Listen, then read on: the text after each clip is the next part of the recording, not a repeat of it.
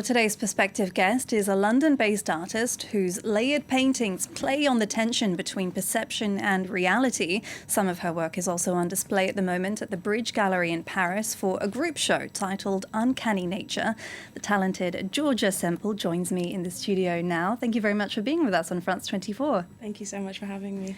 I'd like to start by talking about something that really strikes me when I look at your work. That's this kind of warped or distorted figures in your paintings. What does that represent? So it's almost like a device for me to explain how this loss of perception that you experience through life, and just how everybody sees everything with their own idiosyncratic nature, and how we perceive reality might be slightly different to other people. So, yeah. And you draw on your own memories, for example? Yeah, it's a combination of a lot of things. So my heritage as a Guyanese woman, my father comes from a Guyanese background, and also a lot of my faith as well plays a big part in my artwork. So, well, let's break some of that down. In what ways does your Guyanese heritage come across in your work? Yeah, so I actually reference a lot of photographs from my family's background. My granddad was a reverend in Guyana in the 80s and 90s. So we have this amazing archive of hundreds of photographs of all of my uncles and my aunts and extended family members within that church community. And it's not really... it's a culture that I grew up with, but I was slightly detached because obviously I grew up in London in the UK. And yeah, I use the photographs as a device for kind of building different compositions within my paintings, but not necessarily as they are within the photograph. So I'll often start with a scripture or some kind of literature or animation that I love, and build a kind of narrative around that, and then use the photographs as a visual device for that. You mentioned faith there. It's quite a personal theme, I suppose, to explore in your art. I also read that you explore other themes like addiction and things like that. Can you tell us more about that? Yeah, so me personally and a lot of my family members and friends have struggled with addiction and feeling almost like we've kind of lost ourselves and lost our grip on reality, and that kind of filters back into that warping of the pictures as well. So I went through a lot of personal struggles within the last 5 years, and found my way back into my faith through attending church and reading the scripture as well. So, and did art help you in finding that stability again? Oh, yeah, 100%, definitely. I mean, I didn't come from an art background. I don't have that formal training. I studied architecture, and I worked in fashion after that. But I was always painting alongside that in my free time and doing commissions, and that kind of gave me a big sense of purpose and figuring out, how to get out of that cycle of addiction through my art, and using my faith as that medium. And we're going to take a look at some examples of your work now. We're going to start with one piece that's called Jerry's Game, I believe. Yeah. Can you walk us through that piece?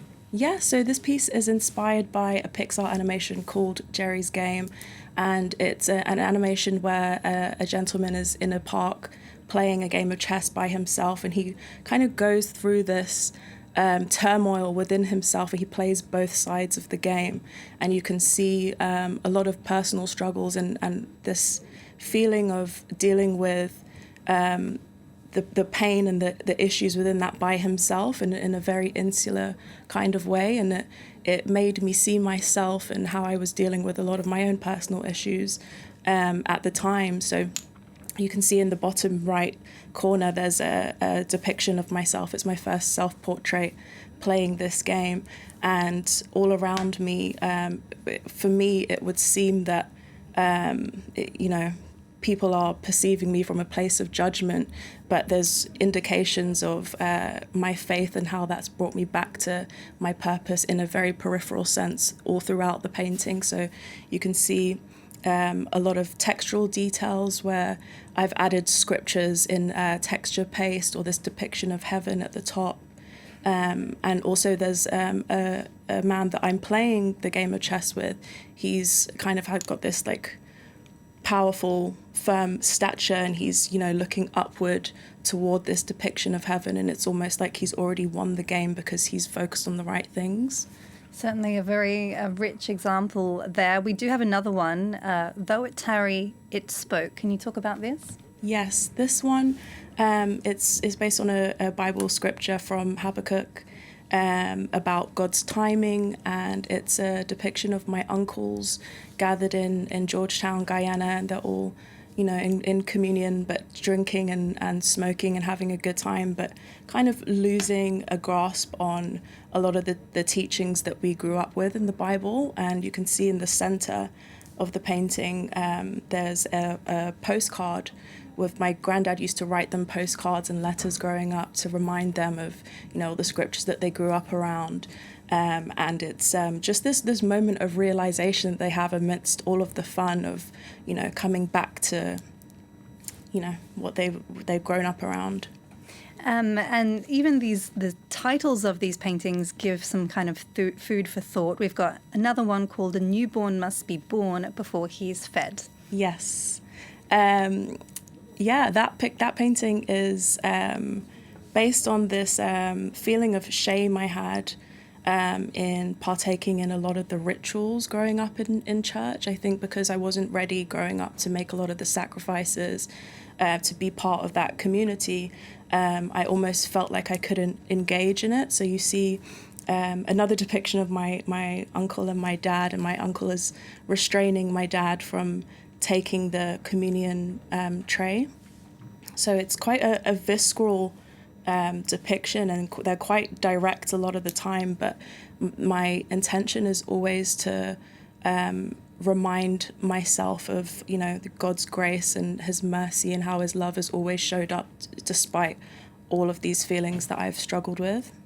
They really do draw the viewer in. I'm not sure if that has to do with the perspective or things like that. Can you talk us through your technical process and how you layer paint, and you mentioned earlier you inscribe scriptures as well in that one piece? Yeah, so I'll always start with an underpainting in acrylic, and that's just a monochromatic wash just to get the composition there.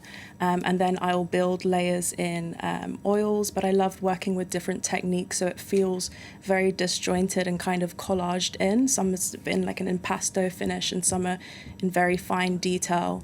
And quite recently I've experimented with using different materials like soil, which references the Guyanese petroglyph rock carvings, and oil pastels, airbrush, just to create this kind of disjointed reality, or something that feels like it's very loosely embedded in reality but not quite there.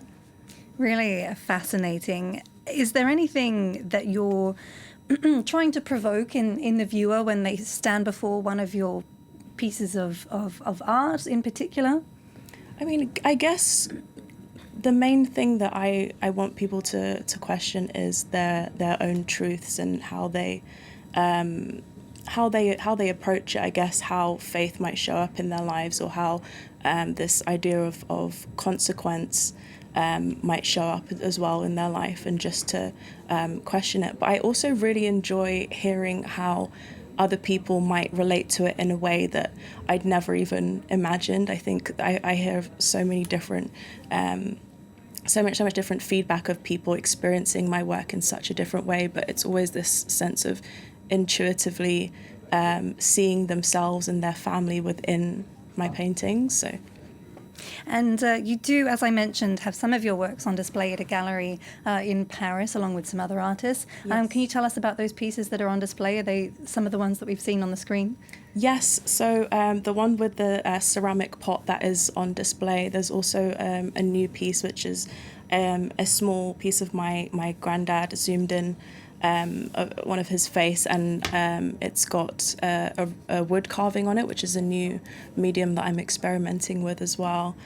Eat or Toil is there, which is that painting that you saw with all of the people. It almost looks like a Where's Wally illustration, which is what it was inspired by, with all the people kind of cascading over each other. All right, Georgia Semple, we'll have to leave it there, but thank you very much for coming in and showing us some of your work. Thank you.